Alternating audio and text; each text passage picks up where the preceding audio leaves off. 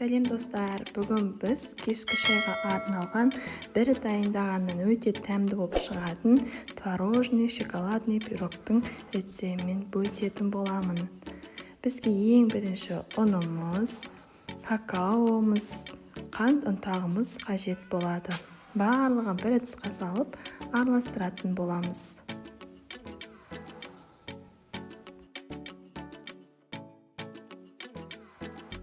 Кейін маргаринді алып, ұнға салып, жақсылап үгітіп ерітетін боламыз.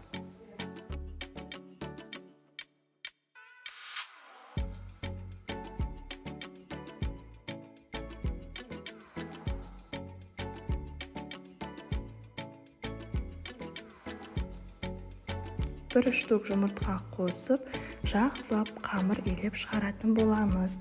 Қамырымыз қолымызға шамалы жабысып тұруы қажет.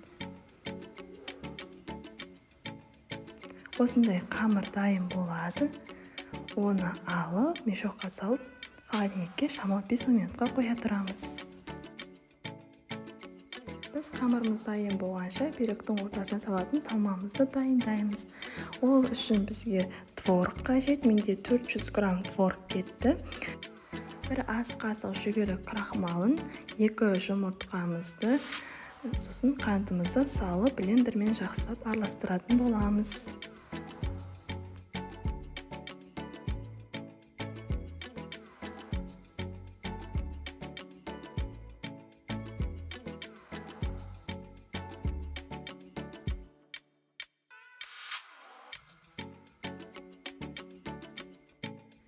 Салмамыз осылайша дайын болды.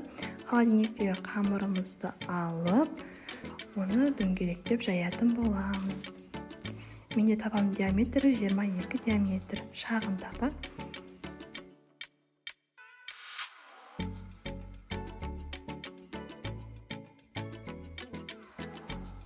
Осылай қамырымызды табамызға әдемілеп қойып шығамыз. Міндетті түрде вилкамен әр жерден тесіктер қалдырамыз. Кейін дайын болған қамырдың үстіне салмамызды саламыз. Кейін қамырдың алып қалған жартысымен пирогымыздың бетін сәндейтін боламыз. Сәндеу әркімнің өз қалауынша болады.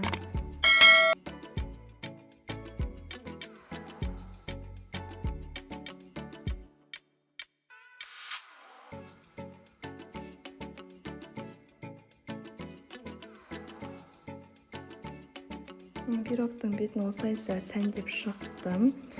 Міне біздің пирогымыз дайын болды. 180 градуста 40-45 минуттай піседі.